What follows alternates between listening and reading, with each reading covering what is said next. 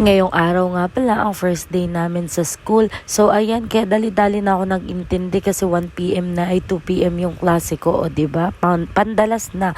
O, outfit check. Syempre, outfit check from Ate Zoletta's collection nga pala yung damit ko. And then yung shoes ay galing kay Jerome at yung bag ay binili din namin sa SM. And ayan guys, papasok na nga pala ako and update nga pala kaya hindi ako nakapag-live ng 2 days. Ito nga pala may pinapa-renovate kami. And magha-house tour na lamang ako pagka okay na yung mga pinapa-renovate ko. So ayan, papasok na nga pala kami ni ate. And buti na lamang talaga kaklase ko si ate kasi nga nakakasabay ako sa kanya. Hindi ko na kailangang mamasahe pa. Minsan naman hinahatid ako ni Jerome kaso mas magandang kasabay ni ate kasi magkaklase naman kami.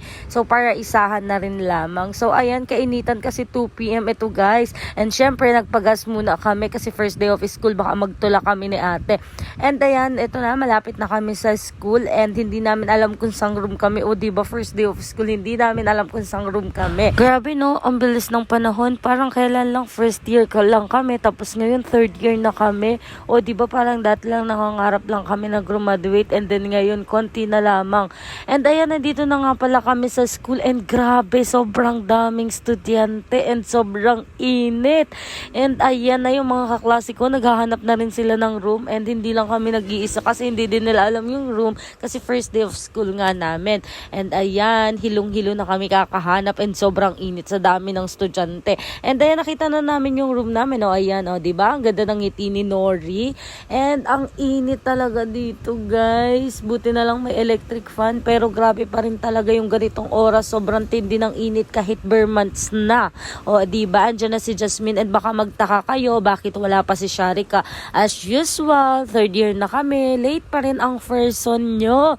And mamaya abangan nyo yung pinaka main event kay Sharika dito sa video na to.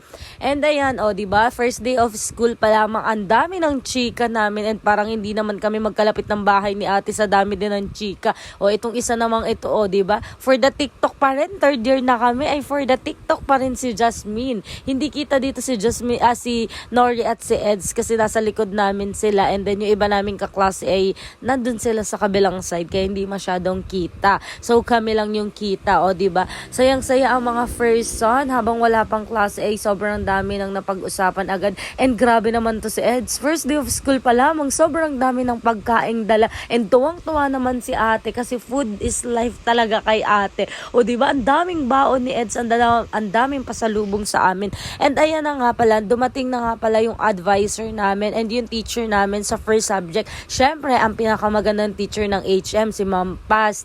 Oh. And habang nagtuturo nga pala si Ma'am Paz, hindi na ako nakapag-video. Pero dahil dumating na ang aming friend na late as usual, o diba? Nakangiti pa yan kahit late na. And girl, walang notebook. Diyos ko, batang to. And after namin ang klase kay Ma'am Paz, first subject pa lang namin, pero mga gutom na agad. O diba, sa kantin agad ang punta. Ano ba naman to? Third year na pero walang pagbabago. Laging gutom pa rin. And lalo na tong isang to, hindi daw gutom pero gusto agad sa kantin pumunta. O, tingnan nyo, sayang-saya. And ito namang isang to, seller ng tumbler pero walang dalang tumbler at nakainom lamang sa kanyang kaklase. Thank you, Beck Risha, sa laging pagpapainom. And syempre, ito na naman ang mga patay gutom. O, ayan, Pak Lafang. Thank you, Ed, sa aming masarap na merienda. Kahit first period pa lamang yung ating natatapos ay, kala may mga gutom na gutom. Ay, nakatuwa lang tong mga batang to. Kahit medyo mas matanda kami ni ate sa kanila, maganda yung bonding at samahan namin and mga true friends yung mga yan. Kaya nakakatuwa silang mga kasama. And after namin kumain sa kantin, pumunta na kami sa next room namin para sa next subject namin. O ayan, for the chika-chika na. O, diba? Kita nyo yung aqua flask ni Sharika. Limited edition lang yun, guys. Char. And ayan, tingnan nyo naman si Sharika. Lumakad talaga. Ang daming ka na siya buhay.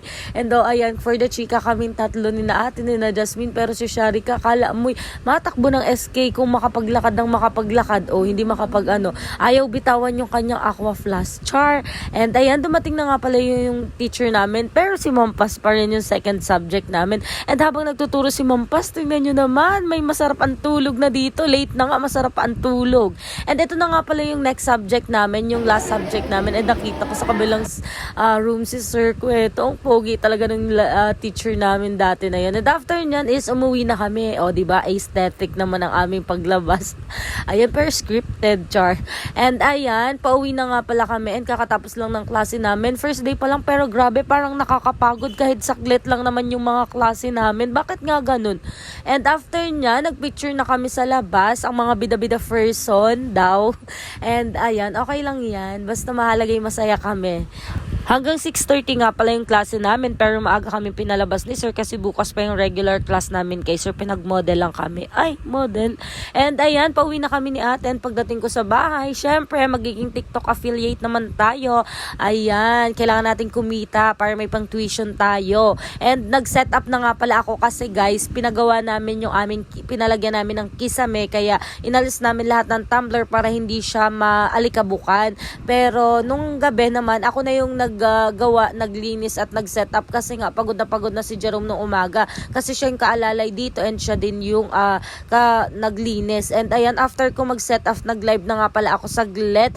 And ayun lang guys, medyo nakakapagod tong araw na to, pero thank you Lord sa lahat ng blessings, sa lahat ng paggabay mo sa amin. Ayan. And sana mas marami pa pong blessings, and support nyo po ako sa aming TikTok account na AngeAlcano05. Pa-follow na rin po ng mga social media account ko, YouTube Angelica Lacsinto, and TikTok AngeAlcano05, and Facebook Business Minded Couple. So ayun lamang po, salamat po sa panonood, sa uulitin.